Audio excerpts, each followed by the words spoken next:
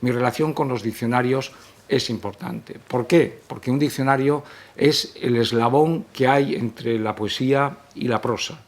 Se supone que la poesía es aquello que está dicho con menos palabras de una manera más ajustada. El diccionario es exactamente esto mismo. Es decir, en el diccionario se trata de decir con las mínimas palabras, las justas, sin que sobre ni falte, algo sobre la prosa de la vida.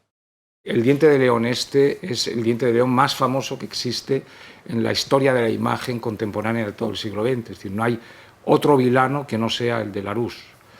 Que me gusta, por cierto, más que lo de diente de león, porque aquello que decía Juan Ramón en ese soneto maravilloso, estival, dice, ¿cuál estival vilano? Decía. O sea, que podíamos poner que el logo yo siembro en el viento cuál estival vilano. Es decir, que es algo que va a todas las partes y va además de una manera muy ligera.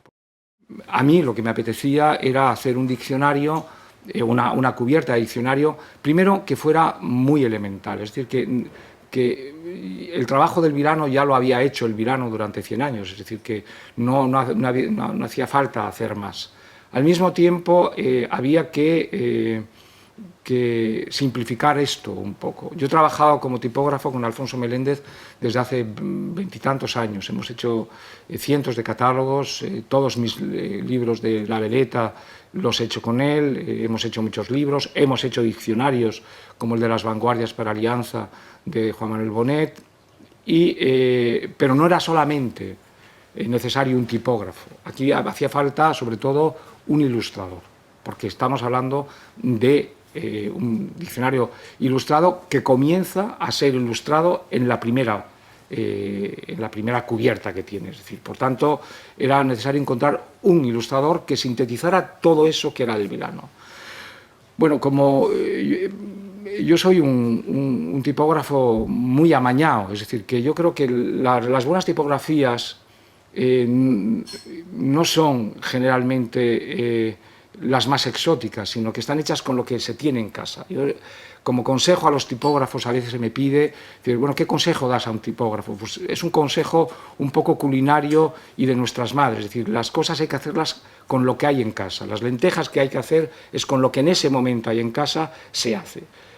Internet nos ha pervertido a todos, es decir, como tipógrafos. Ustedes saben que todos somos ahora tipógrafos de nosotros mismos y Internet da la posibilidad o la tecnología digital de que cada uno tiene en su archivo, es decir, en su chivalete, 1500 tipos de letra. Bueno, pues sobran de los 1500 seguramente 1490, es decir, con 10 tipos de letra es suficiente. Por tanto, yo apliqué el mismo criterio a la hora de buscar un dibujante que me gustara, pues saliendo de mi cuarto y yendo al de mi hijo, que está 4 o 5 metros más adelante. Mi hijo es arquitecto y a mi hijo le expliqué un poco qué es lo que quería, o sea, como diseñador, y quería pues, que sintetizara lo más posible la imagen de Larousse. Mi hijo tiene 25 años y bueno, llega muy fresco a la vida, ¿no? Y por tanto hizo algunas tentativas, bastantes tentativas, y esta sin duda es la que más nos gustó a todos. Lo más importante de esta cubierta es lo que no se ve, que es el aire, es el viento. El viento no está, pero está representado. Sí, sabemos que hay alguien detrás, pero no solamente una mujer. Lo que está empujando a ese vilano es exactamente la tradición. Y eso es lo que es el diccionario. El diccionario es el cómputo de muchas palabras a lo largo del tiempo. El diccionario es el cómputo de muchas palabras a lo largo del tiempo.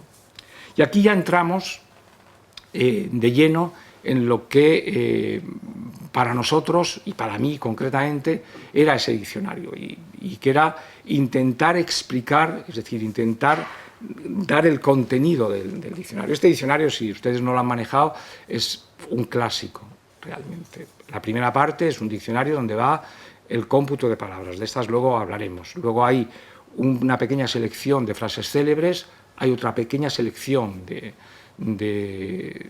refranes y fundamentalmente luego una especie de panteón de hombres ilustres y lugares ilustres que son donde aparece lo que decía Enrique Vicente, que yo por primera vez, es decir, yo acepté este este encargo sin saber que yo era una de las voces que estaba dentro del diccionario. Esto también hay que hacerlo constar.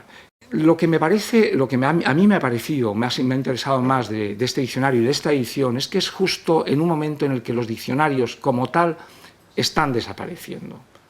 Y esto sí que es una mala noticia. Están desapareciendo tal como los conocemos, en papel. Estamos hablando de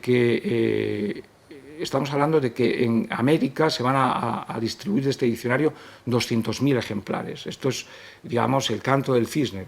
Es un continente donde hay menos Internet y menos infraestructura digital y, por tanto, esto justifica más esta aparición analógica.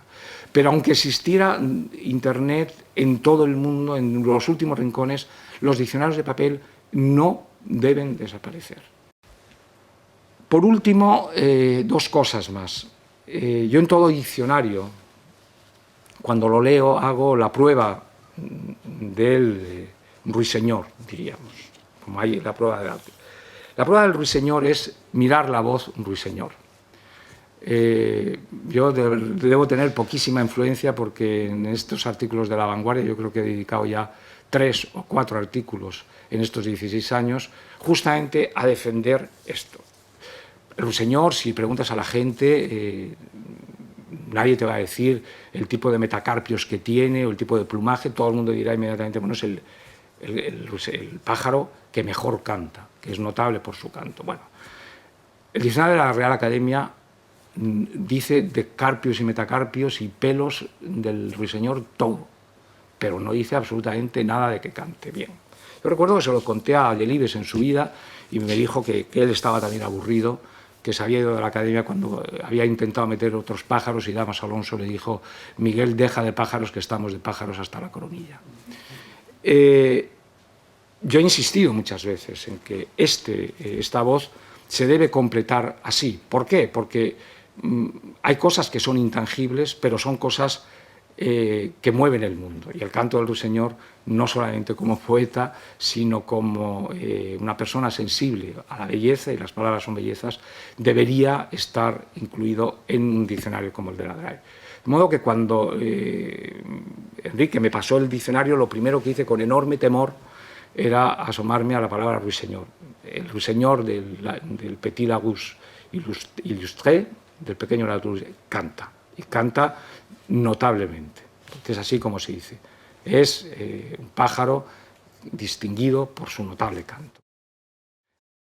Es un diccionario que intenta ser panhispánico. Esto significa que va a satisfacer las necesidades tanto de los usuarios que viven en países del continente americano como de usuarios que viven en España, en Portugal, en Francia, etc.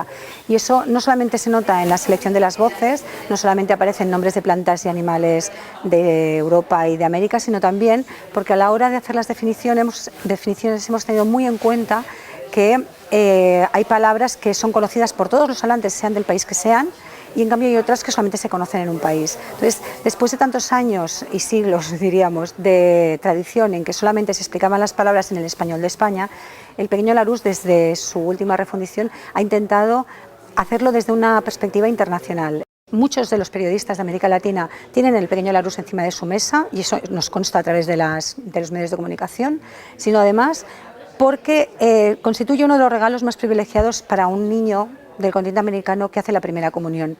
Cada edición anual se renueva con unas 400 páginas, se renuevan y se incluyen alrededor de 100 entradas nuevas.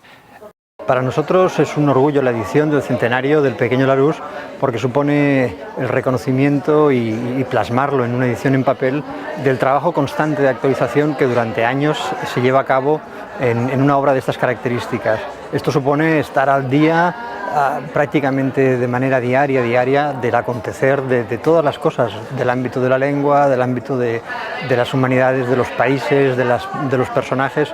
Y ese es el fruto de una obra que después de 100 años sigue viva y sigue interesando a los lectores que la adquieren.